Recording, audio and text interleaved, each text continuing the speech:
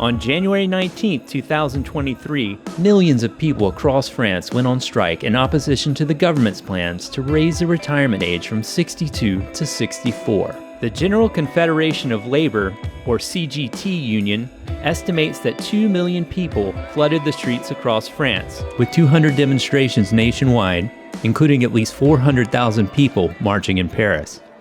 Donc aujourd'hui, nous sommes là en manifestation parce que, premièrement, l'âge de 2 ans de recul pour les retraites, c'est inadmissible pour nos métiers à nous, du transport, routier, marchandises, voyageurs, les transports des activités des déchets.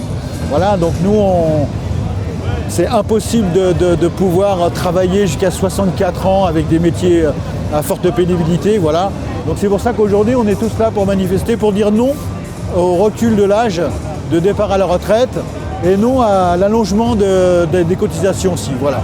Ouais, déjà on a des professions qui sont extrêmement physiques, donc qui sont très fatigantes physiquement et nerveusement parlant. On a des collègues qui sont épuisés, on a des collègues qui sont blessés, qui ont mal au dos, qui ont mal aux genoux, qui ont mal partout.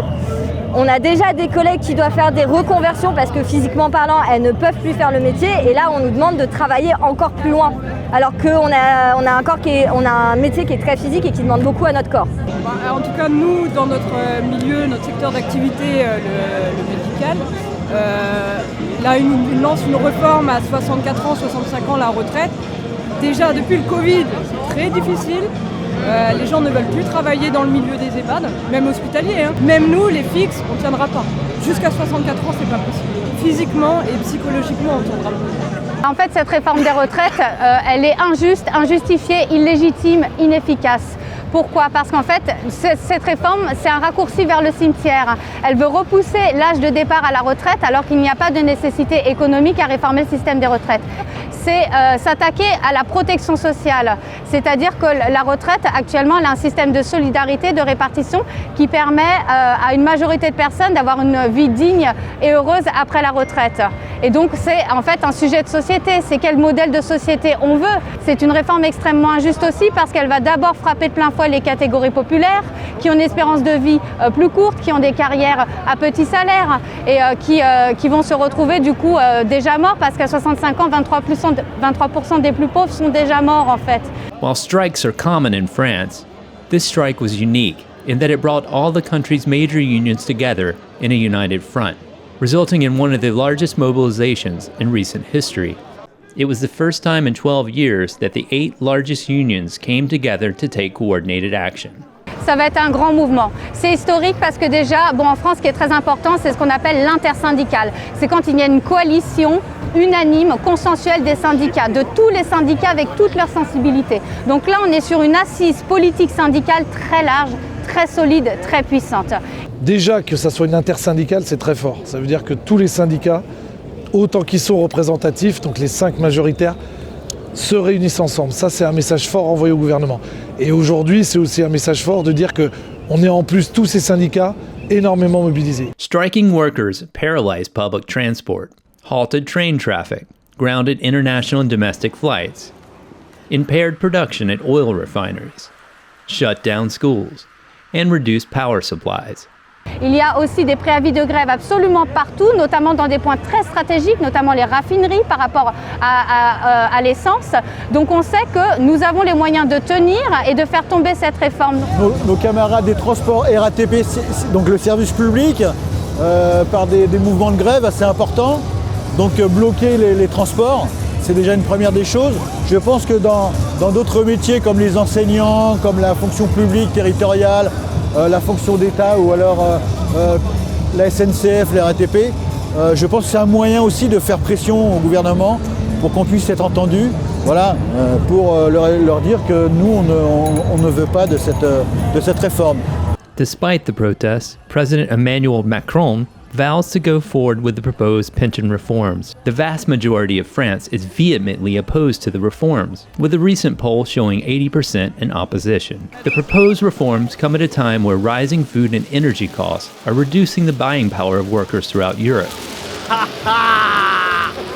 Macron arrive!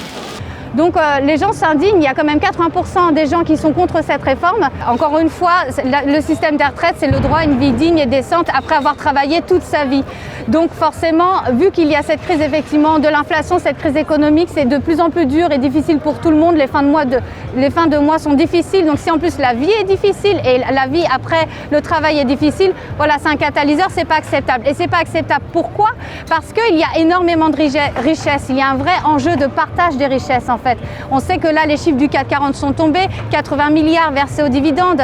En France, il y a l'aide aux entreprises, 160 milliards par an d'aide aux entreprises. Donc il y a beaucoup d'argent qui circule mais qui échappe au partage des richesses et le gouvernement préfère financer ça, financer les enjeux sur la protection sociale. Donc c'est profondément injuste quand on sait qu'il y a beaucoup d'argent qui circule et qu'on peut agir dessus, notamment en taxant les super profits. Since François Mitterrand cut the retirement age to 60 in 1982, there have been multiple attempts at pension reform, with many failing after being met by mass opposition.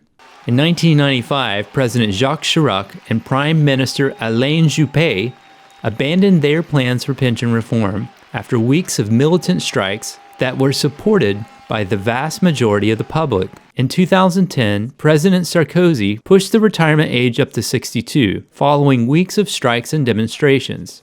Macron's earlier attempt to push through the pension reforms was derailed by the COVID-19 pandemic. Quand il y a une force, un contre-pouvoir, comme les organisations syndicales qui sont normalement ce contre-pouvoir qui permet un dialogue qui reprend l'ensemble des expressions, on appelle ça les expressions directes des salariés, quand il est puissant, enfin quand il est important, et on l'a vu dans notre pays, c'est-à-dire les plus grandes réformes, quand il y avait beaucoup de monde dans la rue, eh ben, les gouvernements nous ont entendus, Mitterrand nous a entendus, quand à un moment on était énormément dans la rue et qu'on maintenait. En 1995, on nous a entendus parce qu'on a été beaucoup dans la rue, parce qu'on a été beaucoup à dire que la réforme Juppé n'était pas juste. Et aujourd'hui, je pense que pour nous faire entendre, c'est qu'on va être plus mobilisateur que les soi-disant 7% de salariés qu'on représente. At the large demonstration in Paris, small clashes occurred near the front of the march between the Black Bloc and police. Police fired tear gas into the crowd, prompting angry chants.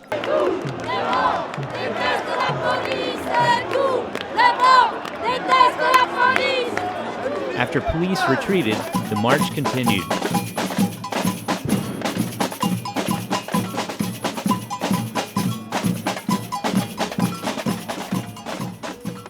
With Macron vowing to make pension reform a signature policy of the final term of his presidency, the workers are united in their plans to carry out a series of large strikes over weeks, with another large mobilization planned for January 31st. The CGT union has called for workers in the petrol sector to go on 2 48-hour strikes in the weeks to come. Mais après, s'ils veulent rester dans cette réforme et continuer à aller dans ce sens-là, bah, nous, on continuera à se mobiliser. Parce que c'est pour nous, c'est pour nos collègues plus âgés, c'est pour nous qui sommes plus jeunes, c'est pour nos enfants, c'est pour tout le monde en fait. Donc nous, on essaye de mobiliser un maximum de corps de métier, voilà, que ce soit du public ou du privé, il faut qu'on soit tous ensemble, et toutes les organisations syndicales, pour faire pression sur le gouvernement. Et maintenant, il va falloir, si le gouvernement n'entend pas, il va falloir tenir et montrer que nous irons jusqu'au bout pour qu'il puisse nous entendre.